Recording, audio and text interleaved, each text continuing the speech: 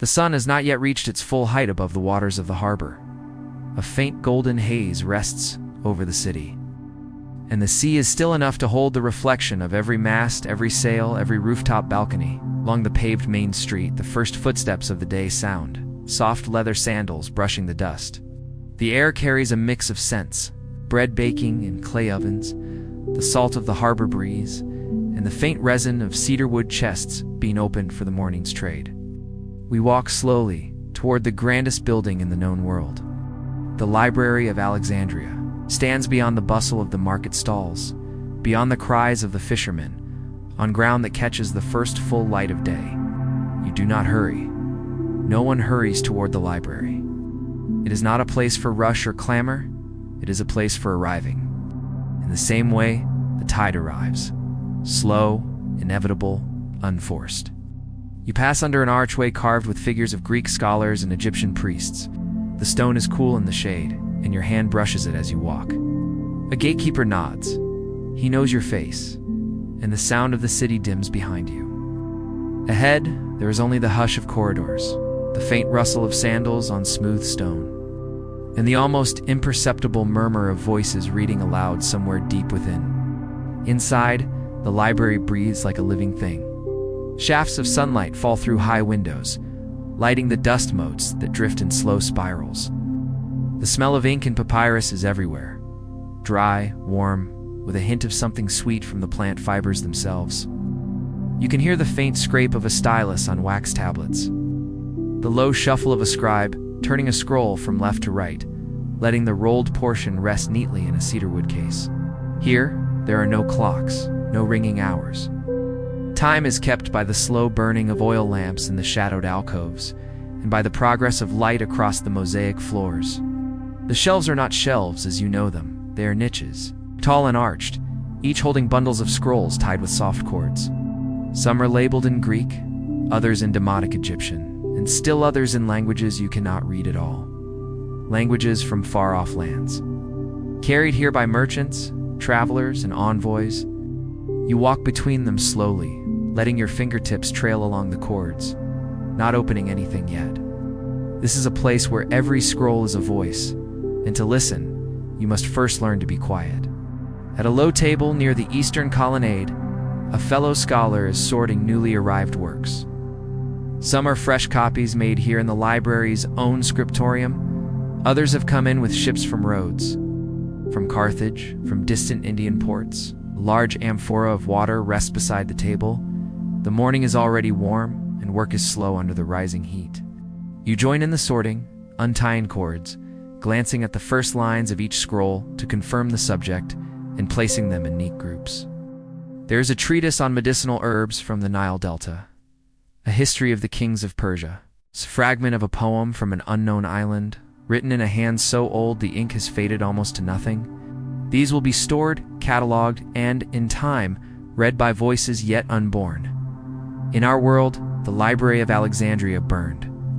But in this world, the world you now walk through, that fire never took hold. When Julius Caesar's ships caught fire in the harbor, the wind shifted just enough to keep the flames from reaching the library. A sudden rain, rare but possible, dampened the timbers, cooled the embers, and spared the scrolls. The city's rulers, understanding the treasure they held, ordered new measures for its protection. Clay jars filled with water placed at regular intervals. Thick cedar shutters to close over the windows at the first smell of smoke. A constant night watch, not with swords, but with buckets and ladders. And so the centuries turned, and the library remained. By midday, the sun is high, and the colonnades are warm. Lunch is simple: bread, olives, figs, and a little goat's cheese. The scholars sit in a shaded courtyard, speaking softly. Some read aloud from their morning's work.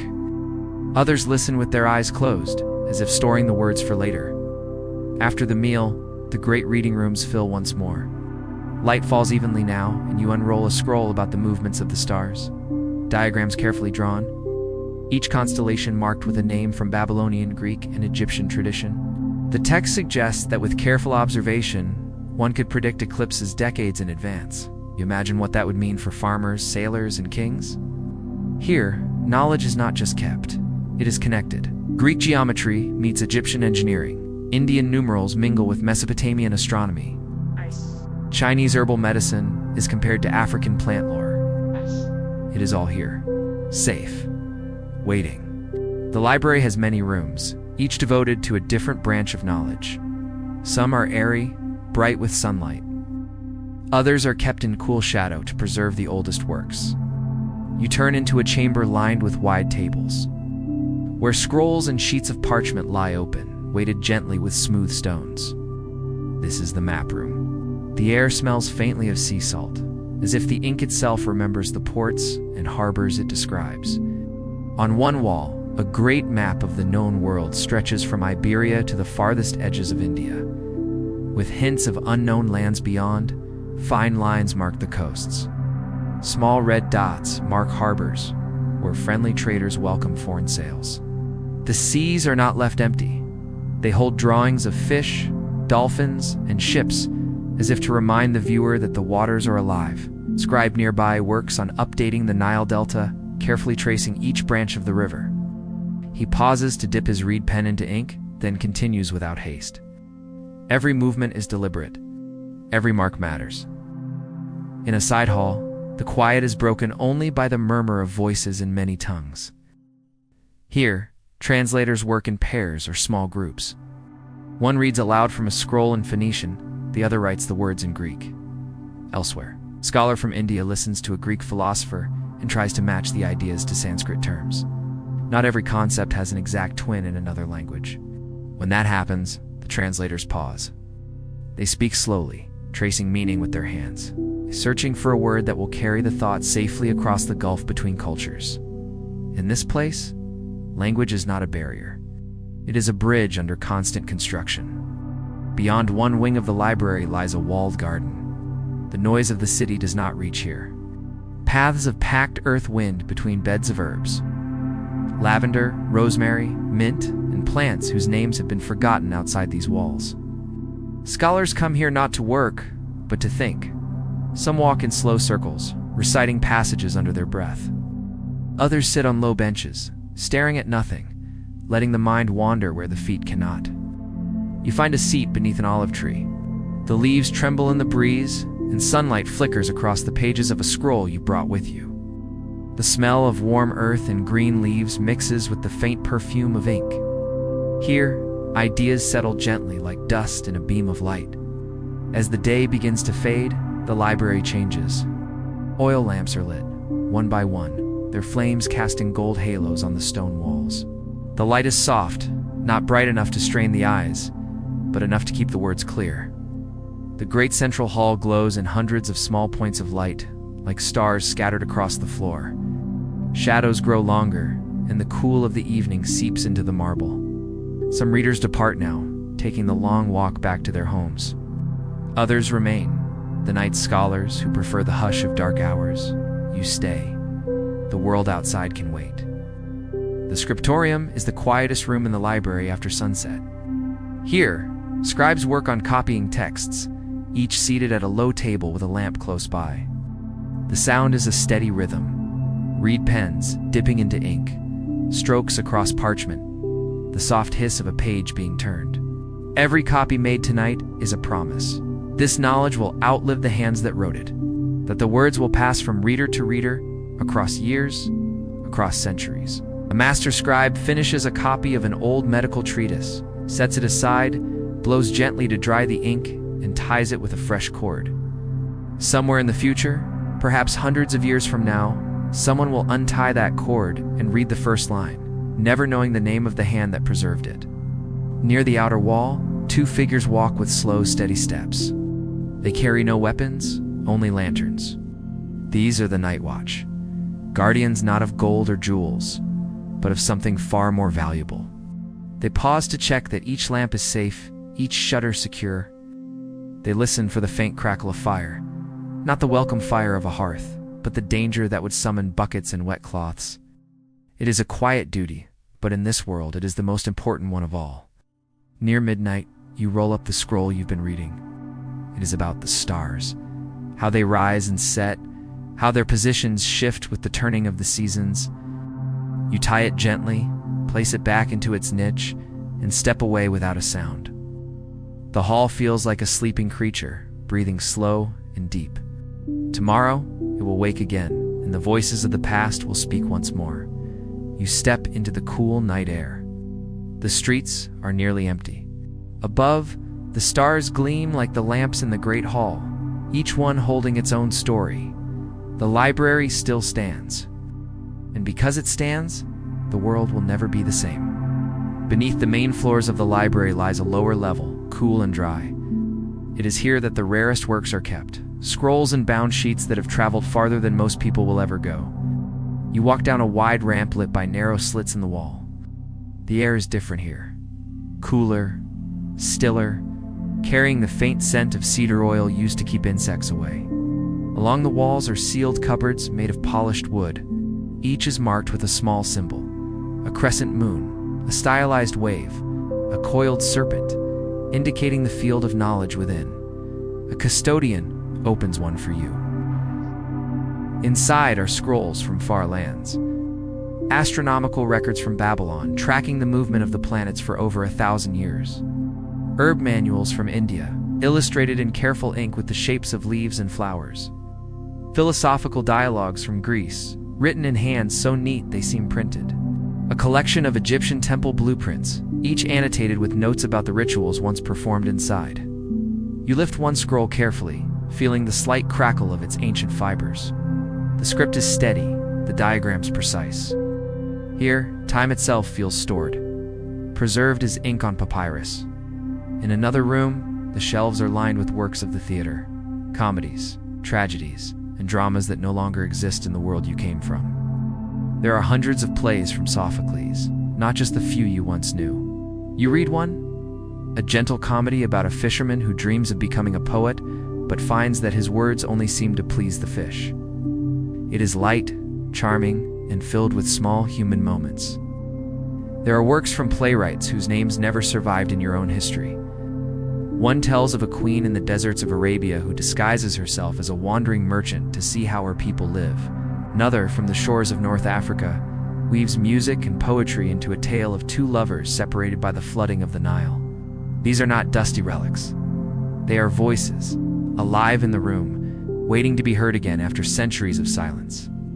In the medical wing, rows of scrolls describe the human body in astonishing detail. Some contain knowledge centuries ahead of what your world once knew.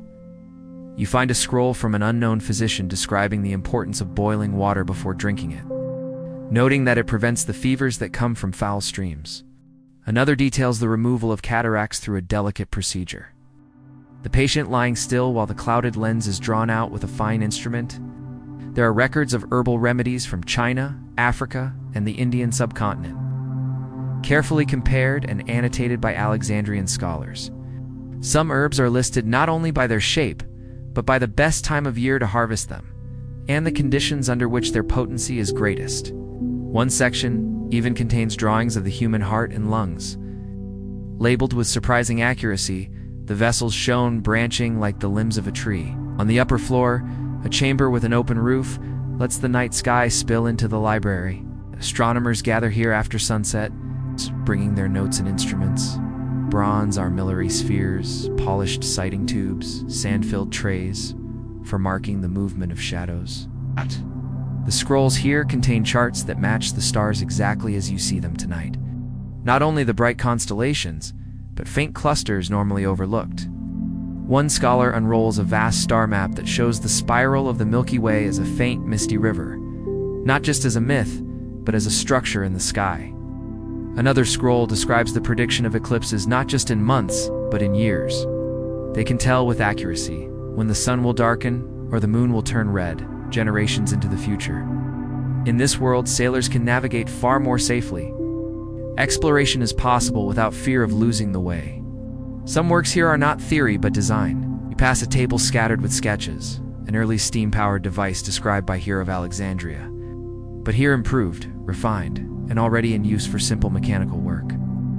There are designs for water clocks that keep accurate time through the night, mills that grind grain with less labor, and lifting machines that can raise heavy stones with the strength of only 2 men. One particularly curious scroll shows something like a cart, but with gears and levers that suggest it might move without being pulled. It is labeled only as a carriage moved by heat and air. In your world, these ideas would have been centuries away. Here, they are alive, being tested, improved, and taught to apprentices. From the harbor of Alexandria, ships depart every week carrying more than grain, wine, or papyrus. They carry ideas. Each vessel bound for distant ports also holds carefully copied scrolls. Gifts from the city's rulers to allied states, or payment to scholars abroad in exchange for their own writings. A ship headed to Rhodes might carry star charts and navigation tables. A merchant bound for India could carry translations of Greek medicine alongside Egyptian agricultural guides. The sailors do not rush. A voyage is measured in weeks, sometimes months. But in this slow passage, knowledge rides the waves, tucked safely in wooden chests, lined with waxed cloth to guard against damp. When they arrive, the scrolls are welcomed into new homes, temple libraries, royal archives, or even the personal collections of curious merchants. Each one becomes a seed, ready to take root in new soil. Not all knowledge travels by sea. Across the deserts, long caravans of camels carry scrolls and bundles wrapped with oiled leather. A group leaves Alexandria for the east, their path stretching through Palestine, across the Fertile Crescent and onward toward Persia. Alongside silk, spices, and gemstones, they bring books of mathematics, astronomical diagrams, and treatises on governance. At night, when the caravan rests, the scrolls are placed near the merchants' tents, and sometimes a scribe will read aloud by firelight. Even the camel drivers pause to listen. The flicker of the flames, the diagrams of the stars take on the glow of the sky above them. In cities touched by Alexandria's influence, subtle changes begin. A port in Asia Minor adopts a new system for measuring grain, based on a treatise by an Egyptian mathematician. A town in North Africa improves its irrigation after receiving scrolls describing Persian canal techniques. An island in the Aegean begins to train its sailors using the library's detailed sea charts, reducing shipwrecks along its rocky coasts.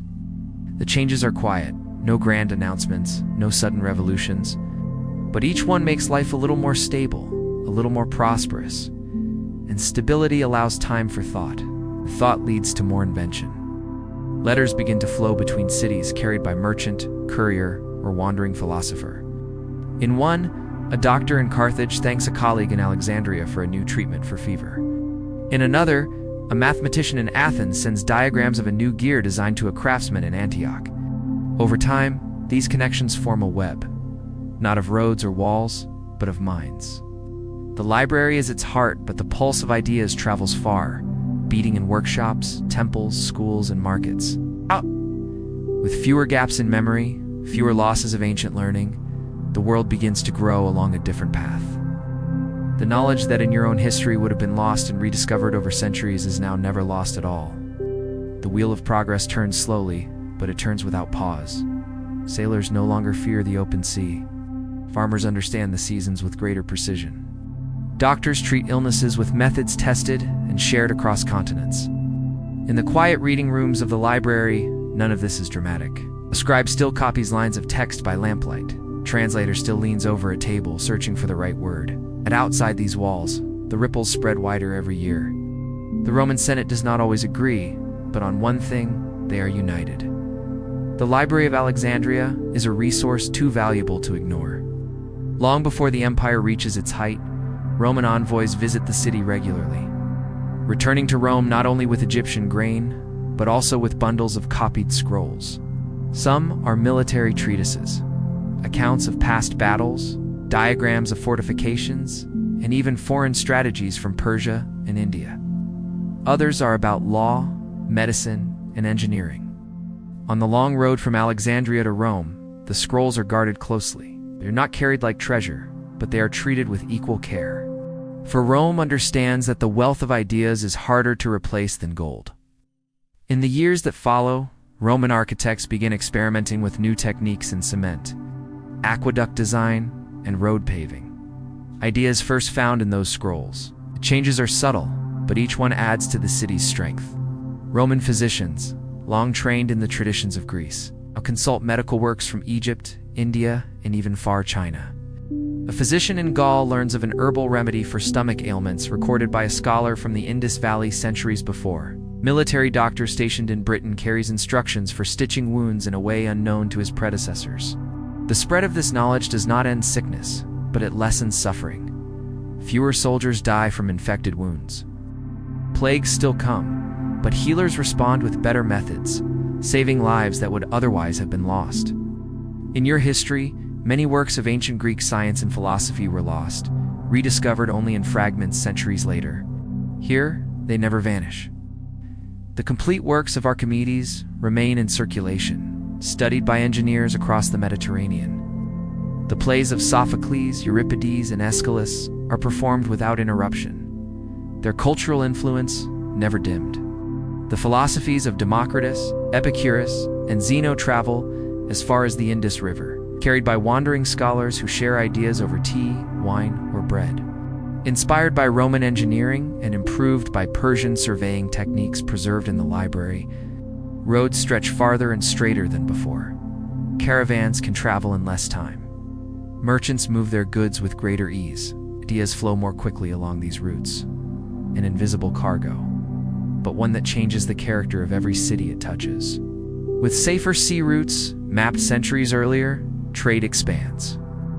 Olive oil from Greece, glass from Phoenicia, spices from Arabia, and silk from China circulate more freely. Each port city becomes a meeting place for languages, customs, and ideas. In a market in Carthage, you might hear a debate between a Roman engineer, an Egyptian astronomer, and a Phoenician shipwright, all speaking in a shared tongue learned from the same scrolls. This exchange does not erase conflict, but it tempers it. Wars still happen, but trade and shared knowledge make the peace between them longer and more stable. In your history, the fall of the Western Roman Empire marked a great unraveling. Roads crumbled, libraries burned, and much that was known faded into silence. But here, with Alexandria's wisdom still flowing, the transition is gentler. The empire changes shape, losing some territories, gaining others. Yet the thread of knowledge does not break. Where Rome withdraws, scrolls remain. Where cities fall, their libraries are rebuilt with copies from Alexandria. Instead of centuries of forgetting, there is a century of adaptation. In the hills of Gaul, the valleys of Ireland, and the mountains of Anatolia, monasteries become centers not just of faith, but of science, engineering, and medicine. The monks copied not only scripture, but also the works of Archimedes, Galen, and Aristotle. They experiment with farming methods learned from Egyptian agricultural treatises.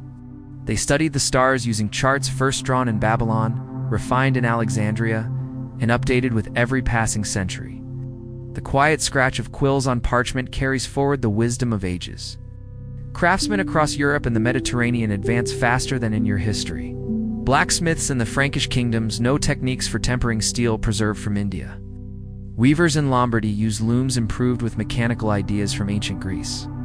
Masons build arches that stand for centuries, drawing from Roman and Persian designs kept in Alexandria's archives. Tools are sharper, buildings are stronger.